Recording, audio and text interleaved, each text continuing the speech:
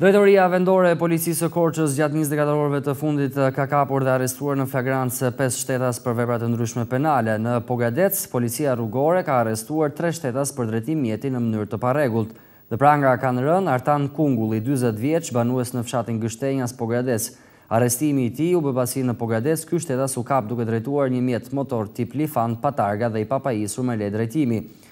Është arrestuar Evi Hoxhallari, 32 vjeç, banues në fshatin Buçimas. Arrestimi i tij u bë pasi në rrugën nacionale Pogadec-Korçë në afërsitë e një karburanti, ky shtetas u kap duke drejtuar pa targa dhe pa lejë drejtimi një mjet motor tip Lifan.